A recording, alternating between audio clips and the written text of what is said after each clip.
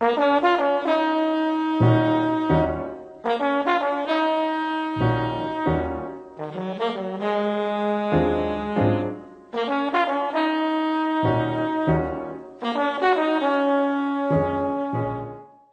noite, senhoras, boa noite, senhores. TV Guará, terça-feira, avesso. Hoje nós vamos conversar com um jovem que deu um salto, passou do Estado para a área maior, para a Câmara Baixa do país. Nós vamos conversar com o deputado Rubem Júnior, deputado estadual até 31 de dezembro e deputado federal a partir de janeiro. Boa noite, deputado. Boa noite. É um prazer tê-lo aqui. Deputado, antes da gente começar outra conversa, essa coisa meia safada é a palavra exata, que está acontecendo para a Comissão de Justiça agora da Assembleia, aprovou uma emenda que o Arnaldo seria imediatamente legitimado como governador, se uma possível renúncia da governadora. Como é que o senhor está vendo isso e posicionando diante desse fato?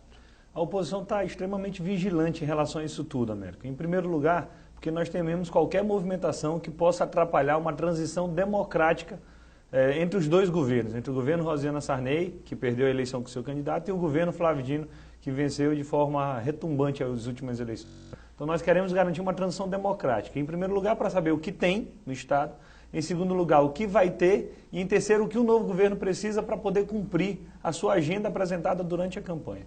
Quando surge a possibilidade da governadora renunciar por motivos particulares, para desta forma um novo governador assumir, talvez de forma efetiva, ter uma nova eleição de presidente da Assembleia, isso tudo nos assusta e nos deixa preocupados. Este projeto que tramita... Assusta por quê? Porque nós não entendemos qual é o objetivo, nós não sabemos o real desejo disso. O presidente Arnaldo Melo, que nós somos aliados no âmbito do Poder Legislativo, eu votei nele 2 vezes, nós confiamos nele, mas ele já seria governador interino. Qual a necessidade de se efetivar? Mas que seria um negócio de uma possível aposentadoria que o interino não tem? Mas o deputado Arnaldo já é pensionista pela Assembleia por ter sido deputado por tantos mandatos. A partir de 3 mandatos você passa a ser pensionista. Passava, hoje não existe mais isso. Então o deputado Arnaldo certamente não está pensando em aposentadoria. Ele é um homem de palavra, de posição, mesmo nós estamos em lados distintos, que tem o nosso respeito. Então nós não acreditamos que se trata apenas de uma simples aposentadoria, que inclusive tem que ser rediscutida. Quando nós fizemos a atualização da Constituição do Estado, nós defendemos o fim desta aposentadoria. Que não é razoável. Isso era compatível com a Constituição de 69. Com a de 88 não mais. Não se admite uma coisa. Não se admite mais e aguarda a decisão do Judiciário. Sim, então, mas a Comissão de Justiça aprovou. De forma equivocada. Nós não descartamos, em primeiro lugar, de entrar com mandado de segurança para suspender o andamento desse processo, deste procedimento. Eu, como parlamentar, não sou obrigado a votar num projeto flagrantemente inconstitucional. Primeira possibilidade, mandado de segurança para suspender o andamento. Em segundo, a disputa política no plenário. Tentaram uma emenda à Constituição, não teriam o quórum para aprovar a emenda à Constituição. Tentaram agora um projeto de lei. Se fosse um projeto de maioria absoluta, eles também não teriam a maioria absoluta para aprovar esse projeto. Estão tentando agora um projeto que exige uma maioria simples, para talvez, em um dia que o plenário não esteja tão cheio, eles consigam aprovar ali com 12, 13, 14 votos. Por isso a oposição está usando seu direito parlamentar legítimo de obstruir as votações. Nós queremos que a ordem do dia seja votada com a casa cheia, com todos os deputados, com a sociedade maranhense sabendo o que está sendo discutido e votado, para não criar nenhum embaraço para o novo governo, tampouco para o governo que se encerra. Então o nosso objetivo é, o presidente, se a governadora Rosiana renunciar, eu pessoalmente nem sei o que ela está pensando. O senhor não acredita que ela renunciará? Eu, no lugar dela, e eu não estou, obviamente, eu estaria mais preocupado com a Operação Lava Jato, que cita o nome dela e de auxiliares seus no governo, e de aliados seus, do que pensando em renunciar por causa de um mês. Então, na nossa visão, a governadora tem muito para responder. Desde a prisão do doleiro Alberto Youssef, que se deu aqui em São Luís, em ligações suspeitíssimas, em pagamentos de precatórios com a Constran, e além de outros momentos que ela foi citada em outras delações premiadas. Então, acho que ela deve essa justificativa para a sociedade maranhense. Não duvido se ela continuar no cargo para garantir mais um mês de foro privilegiado. Mas essa é uma decisão dela que não nos cabe, não nos diz respeito. Então o senhor não acredita que ela renunciará 5 de dezembro? Acho que não, mas é uma decisão dela que não muda muito a nossa forma de pensar. Qualquer que seja o governador, nós queremos uma transição democrática. O senhor acha que ela passa o Natal ainda tranquilinha, com o foro privilegiado? Depois de ter sido governadora por tantos mandatos, 4 mandatos, acho que ela está numa fase, inclusive, de reflexão pessoal, para saber quais são os desafios dela no ano que vem. Desejo sorte, saúde para a governadora. Ela teve o seu papel na história do Maranhão. Reconheçamos com suas vantagens e desvantagens, na nossa visão muito crítica, com mais erros do que acertos, e esse foi o julgamento feito pela população do Maranhão. Mas o que nos cabe agora é pensar que o Flávio venceu a eleição, que nós estamos no mandato, nós estamos por assumir dia 1º de fevereiro o mandato de deputado federal, nós estamos muito mais preocupados com as nossas ações do que com as ações da governadora. O senhor é do partido que está no poder, que vai entrar no poder, do PCdoB. É o partido que, ineditamente no Maranhão, assumirá o poder a partir de janeiro e a partir de fevereiro com uma bancada. Como é a expectativa do partido? São enormes. Em primeiro lugar, porque não diz respeito a apenas um partido. Nós somos uma força de partidos, na coligação eram 9 partidos e mais boa parte do PT, que representava ali um sentimento da maior parte da população do Maranhão, com um movimento social muito forte, com os sindicatos bem representados. Deixa eu abrir um parênteses. Eu quero lhe parabenizar pelo cuidado que o senhor teve em citar a coligação. Fecha parênteses, continua. Obrigado. Mas esse foi o lema que Flávio disse, Partido do Maranhão, todos pelo Maranhão, independente de partidos ou classes, segmentos. O objetivo era todos unidos para poder virar a página da política do nosso Estado. E esse é o desafio. Então, termina que é uma força coletiva, não é uma força individual. Para o nosso partido, individualmente, dentro dos 10, é de se destacar que o Flávio é o primeiro governador eleito do PCdoB no país. Do Brasil. A primeira vez, o Flávio foi o primeiro candidato a governador do partido, foi o primeiro governador eleito. Termina que a gestão do Flávio servirá de vitrine para o Brasil inteiro para mostrar a forma do PCdoB de governar. Um governo voltado para combater as desigualdades, para promover a justiça social. E esse é o grande desafio que o Flávio tem, certamente, pela frente. Os senhores estão recebendo uma herança trágica, dramática. O Maranhão é um estado com os piores índices, isso já está até chato de ser repetido. Então, uma herança inteiramente desagradável, difícil de resolver isso. Com que disposição? Não estou falando uma disposição de campanha, estou falando agora de disposição real. Com que nível de disposição o partido está encarando isso? Muita gente acha que o mais difícil da transição é levantar a situação orçamentária e financeira do Estado, Sim. Que é grave, muitos empréstimos, só nos últimos anos foram quase 4 bilhões e meio contratados de empréstimos. Agora, no começo do semestre, vai chegar uma continha aí para o Flávio. Isso, mas assim, o mais grave para mim não é o balanço orçamentário e financeiro e patrimonial do Estado. Para mim, o mais grave é o legado social que nós receberemos. Miséria. O Estado com o menor número de médicos por habitantes, o menor número de policiais por habitantes. Você é a favor do mais médicos? Sim. Na nossa cidade de Matões, por exemplo, ajudou. O médico cubano na saúde para a família, na atenção básica, tem contribuído, fica lá 40 horas por semana, é remunerado pelo governo federal e ajuda a população a ter aprovado. E o legado que o Flávio tem que superar é justamente esse, de acabar com as contradições. O Maranhão é o estado que tem, por exemplo, a pior distribuição de renda, tem o pior PIB per capita, ou o segundo pior, o IDH também lá embaixo, na zona de rebaixamento. E esse é o legado que o Flávio tem que superar. O caminho ele já trilhou, fazer um governo com honestidade, com transparência, com proximidade, com diálogo, com práticas republicanas. E isso ele apresentou durante a campanha. Então o Flávio tem que ser cobrado pelos aqueles compromissos que ele assumiu durante a campanha. Como, por exemplo, ampliar o Mais Médicos. Não necessariamente trazer novos médicos cubanos, não estou dizendo isso. O Mais Médicos que o Flávio apresentou na campanha foi formar mais médicos e transformar a carreira de médico numa carreira de Estado. Hoje o médico é muito mal remunerado pelo Estado, não tem nenhum tipo de incentivo, não tem nenhum tipo de estabilidade.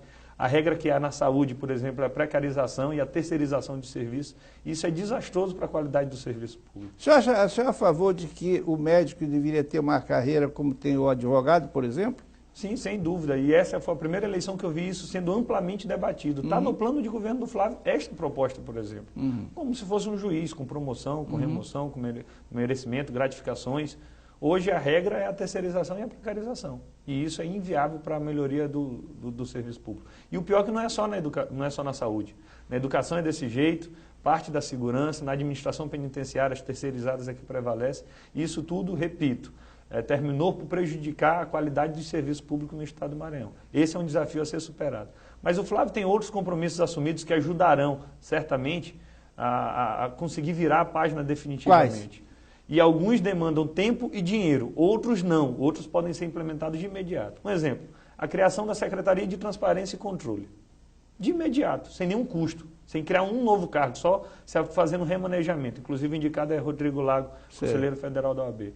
Isso já demonstra que será um governo que primará pela probidade, primará pela transparência. O cidadão tem o direito legítimo de saber o que está acontecendo na administração. O senhor acha que o atual governo não é transparente? Não é, apenas faz de conta. Hoje operar o portal da transparência é dificílimo, tem diversos pagamentos que até hoje não constam no portal da transparência, inclusive isso pode ser considerado um ato de improbidade, nós já denunciamos isso diversas vezes.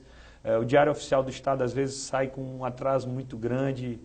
A parte da ouvidoria, você tem muita dificuldade de fazer qualquer tipo de denúncia. Esse atraso na publicação do Diário Oficial é ineficiência da gráfica ou é dolo? As duas coisas. O importante é que isso seja superado. Isso aconteceu em praticamente todos os governos. E é isso que nós temos que mudar. Mais do que reconhecer quem é o culpado, se é a gráfica, se é o governante, nós temos que corrigir o problema e colocar para funcionar daqui para frente. Acho que a hora de buscar os culpados ficou lá na eleição. A eleição acabou e o mais difícil agora é fazer um grande governo. Mas tenho convicção que o Flávio está preparado para isso.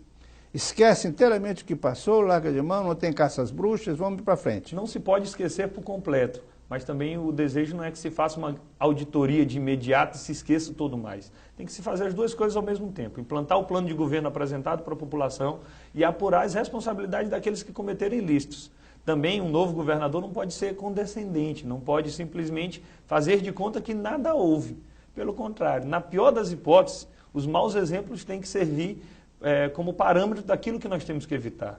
O caso da farra dos convênios eleitoreiros e às vezes com entidades fantasma, tem que ser apuradas as responsabilidades e o governo eleito tem que saber evitar. Tem que, óbvio, fazer convênio com os municípios, com as entidades, sim, mas não com a farra despudorada que nós percebemos neste governo. E da forma... A questão das terceirizações, da mesma forma, o governo tem que aprender que não deu certo. O governo Rosiana fracassou do ponto de vista administrativo e do ponto de vista eleitoral. Portanto, o Flávio não pode repetir o mesmo modelo administrativo. Terceirizaram serviço na penitenciária, tem serviço terceirizado no porto e geralmente são contratos mais ou menos duvidosos, alguns suspeitos. O senhor se posiciona em relação a isso no próximo bloco. Obrigado.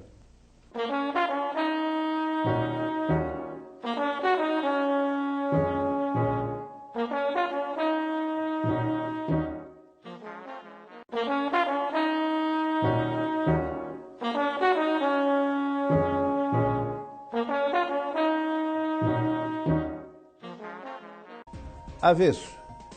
Hoje nós estamos conversando com o líder da oposição aqui no Maranhão, o deputado Rubem Júnior, eleito recentemente, na última eleição, para a Câmara Baixa do país. Irá ser deputado federal nos próximos 4 anos, daí depois outro deputado, senador, governador, presidente.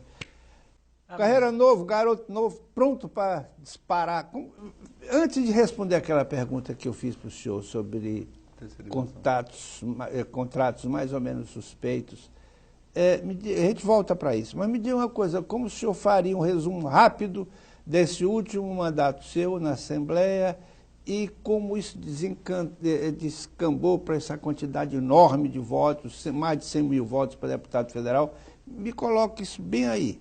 Olha, o que marcou definitivamente o nosso mandato foram, nos 2 últimos anos, a liderança da oposição e a nossa forma de liderar a oposição. Recebemos uma oposição já bem articulada, que vinha sendo liderada pelo deputado Marcelo Tavares e conseguimos avançar ainda mais. Para o Flávio vencer a eleição, em primeiro lugar, nós tínhamos que ter uma oposição parlamentar forte para combater o governo, para denunciar o governo. E assim nós fizemos. Só de ações judiciais foram mais de 100 ações judiciais. Mandatos de segurança, pedidos com base na lei de acesso à informação. Definitivamente nós fiscalizamos esse governo em todas as áreas. A maior parte das denúncias contra o governo Rosiana saiu da Assembleia Legislativa, saiu do bloco de oposição. Resultado, o povo aprovou a nossa atuação. Todos os deputados do bloco parlamentar de oposição ou venceram as eleições que disputaram, ou as pessoas próximas a eles que disputaram venceram. Eu me elegi deputado federal, o terceiro mais votado, com mais de 118 mil votos. Deputada Elisiane Gama foi a mais votada para deputado federal. Deputado Otelino Neto se reelegeu. Deputado Raimundo Coutrinho. Deputado Bira do Pindaré foi o segundo mais votado da oposição. Deputado Marcelo não foi candidato, mas o Zé Reinaldo se elegeu federal. Deputada Cleide não foi candidata, mas Humberto Coutinho foi o estadual mais votado. Então mostra que, de uma forma geral, o trabalho da oposição na Assembleia ajudou Flávio a se eleger, ajudou a combater os desmandos deste governo e, o mais importante, foi aprovado pelo povo do nosso estado. Que essa é a avaliação mais importante de todas. De 1 a 10, dê uma nota para o governo da Rosiana. 4,5 ou 5, tá bom? 4,5 ou 5, tá bom. 4,5. Deputado, me diga uma coisa. O senhor está indo para a Câmara Baixa do país, deputado federal. Qual é a sua expectativa pessoal? Olha, a minha expectativa são as maiores possíveis. Primeiro que eu tenho uma grande oportunidade. Chegar na Câmara dos Deputados com 30 anos de idade, com a experiência que eu já tenho de ter sido deputado estadual 2 mandatos, de ter sido líder da oposição contra um governo Rosiana Sarney, de ser aliado do Flávio Dino, sendo membro do PCdoB, com a minha formação técnica profissional, sou advogado, pós-graduado em Direito Constitucional, já preparando para ir para o mestrado, continuar com os estudos. Então é uma expectativa de que cumprir meu papel na Assembleia, mas posso fazer ainda mais pelo meu estado, pelo meu partido, sua preocupação pelas maior, minhas regiões. Para a sua preocupação maior com o Estado? Na verdade, superar as desigualdades, combater as contradições. Isso que a gente fala tanto de um Estado tão rico e com um povo tão pobre. Deputado, esse é o desafio. Por exemplo, veja bem, um projeto que foi muito alardeado aí pela governadora, aliás, ela se portou como se o projeto fosse dela. A Suzano implantou uma grande fábrica no interior do Maranhão e, para isso, ela desmatou grande parte para fazer eucalipto, que é um assassino do chão, tirou famílias, enfim, criou um caos social. Como o senhor se porta diante disso? Na verdade, tem que ter uma compensação